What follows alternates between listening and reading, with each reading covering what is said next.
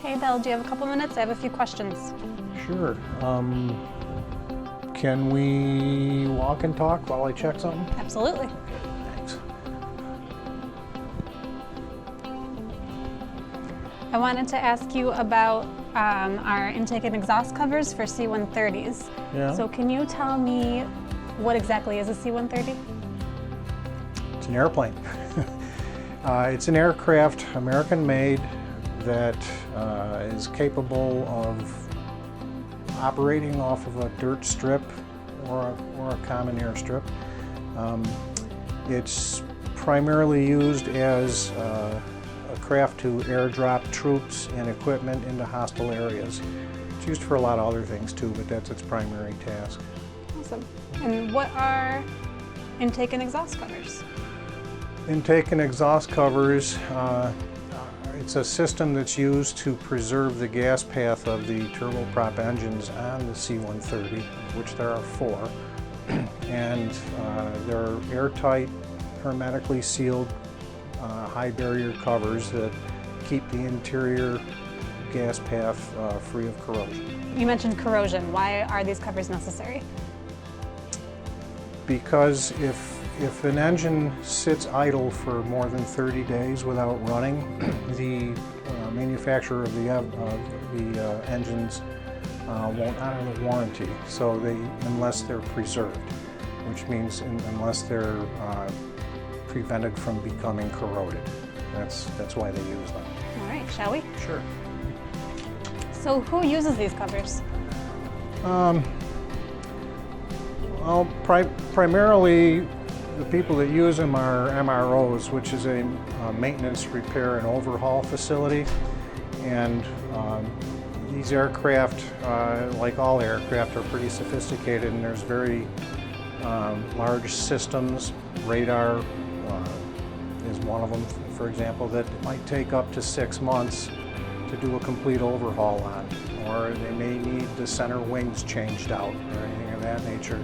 So they could be in repair for numerous months at a time, and the whole point is to preserve the gas path so the engines remain under warranty while they're just sitting.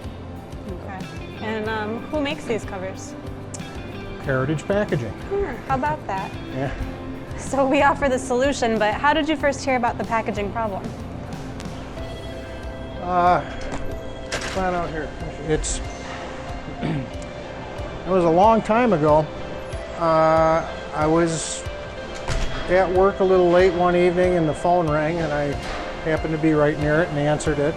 And it was a nice gentleman who I hadn't met before, but he was working on a solution for the aircraft manufacturer to preserve the gas path. And he asked me if I thought I might be able to make a bag that's shaped like a kidney bean. And I said, sure, how big? And we chit-chatted for a while, and basically I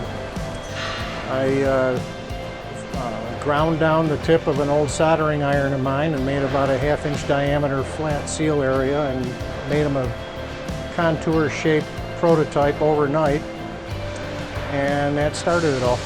And was that prototype successful? Did it fit?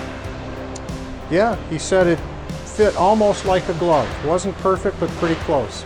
That's pretty lucky, huh? It was very lucky. And how did that gentleman know to call you? We're kind of lucky in this business where people who know people will refer.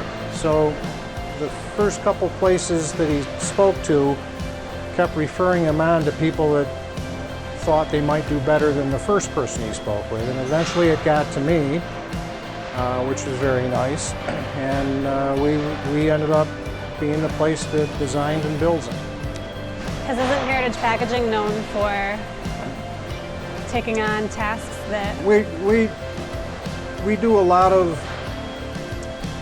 what you wouldn't think of as packaging. We make all kinds of crazy stuff. The oddly shaped, oddly configured items that you typically wouldn't think can be heat sealed. But that's what we do. Awesome. So these are made right out here in this plant? Yes, they are. Yeah. I gotta check one thing. Okay. During that initial phone call, you were asked to make these covers. How did you know what material to use?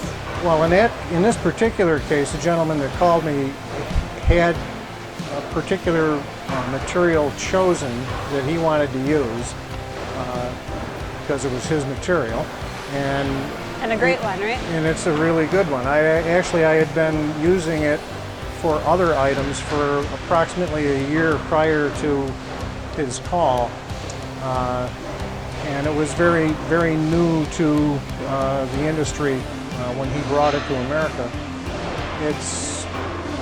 So he basically said, well, we need to use this material, and I said, okay, fine, that's what I would have chosen anyway. So And why is choosing the correct material imperative for a job like that?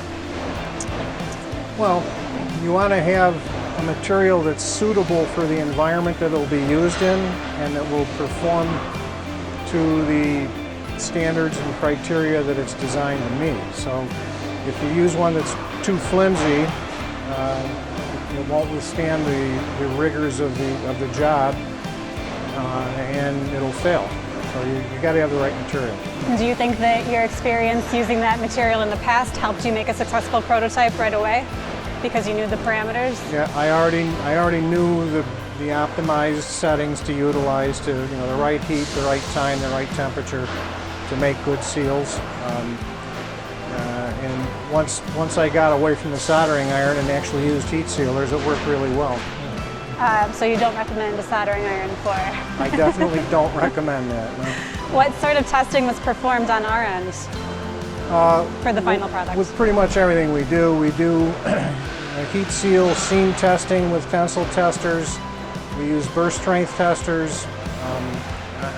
On these particular covers, you have to seal an additional side to it so that you have an enclosed environment that you can pressurize and measure the force it takes to break the seals.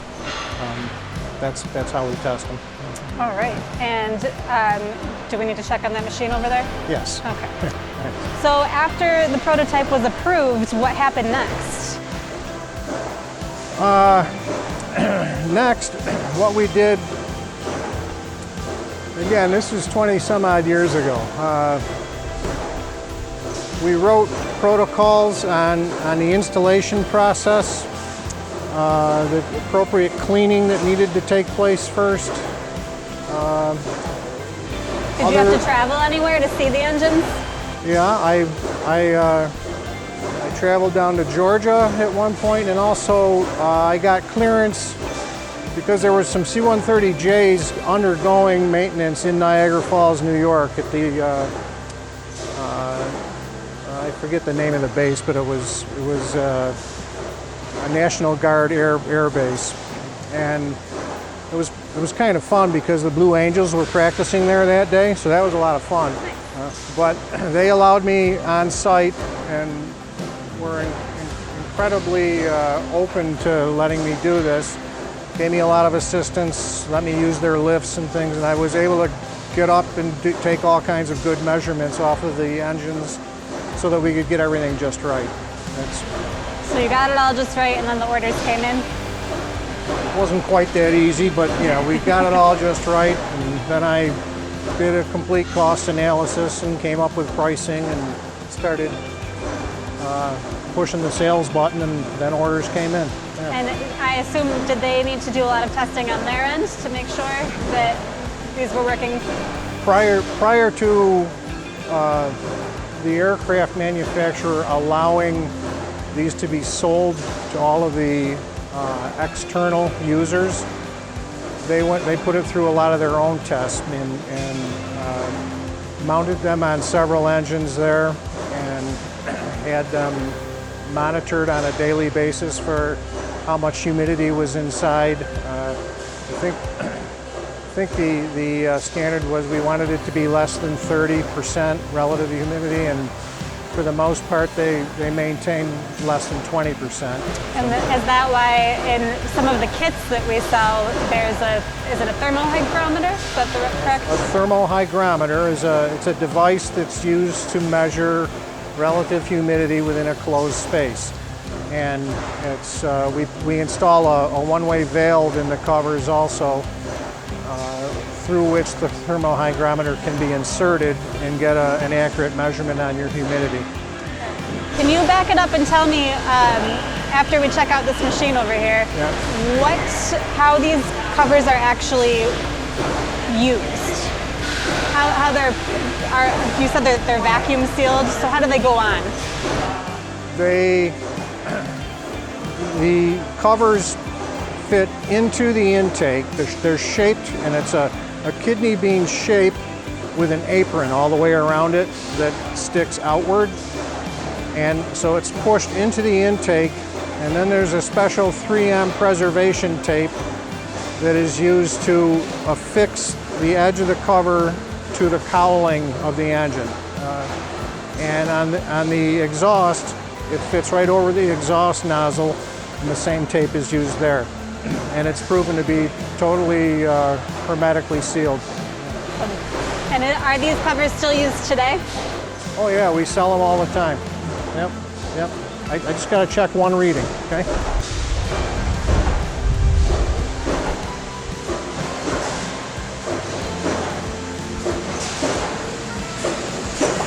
It's good.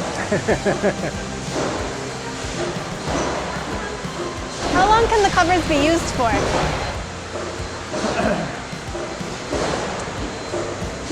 That would depend a lot upon where they're used, but in most cases, they're kept inside a maintenance barn, a maintenance shop, if you will. So I know of one case where a set of covers was kept on for like 13 months. I don't think they're usually on that long, but they're not going to go anywhere. And it's relatively easy to say that they could be left on for years as long as you continue to monitor their effectiveness. Pretty loud over here. Let's head back that way. All right.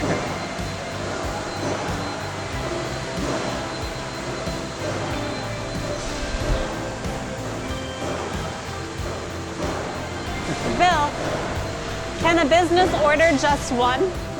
Yes. Yeah, you can order just one intake cover or one exhaust cover or one valve, or you can order a kit that contains 4 intake covers with valve and desiccant and tape, plus 4 exhaust covers with all the goodies with it, all together as a kit. And that's called a ship set, so you can do an entire aircraft with one kit. Can we walk this way? So Bill, what's the quickest way to get a quote for one of these? Quickest way is to check out the website and send an RFQ via email to sales@heritagepackaging.com. All right, sounds good. And what about the rest of the engine? Doesn't that need preservation? At times it does, yes. And we actually make a product that envelops the entire engine, either when it's on the wing or when it's on a mobile stand. Mostly these days, they do most of them on stand. And it's a large cover made out of the same material that the intake and exhaust are. And it has a zip together feature. It's an airtight zipper that allows easy installation. And we sell a lot of them. Maybe in our next walk and talk you can tell us more about those. Sound good? Love to. Thanks so much, Bill. We know you have a busy schedule, so we're gonna head on out, but we look forward to our next walk and talk. Me too. Thanks a lot.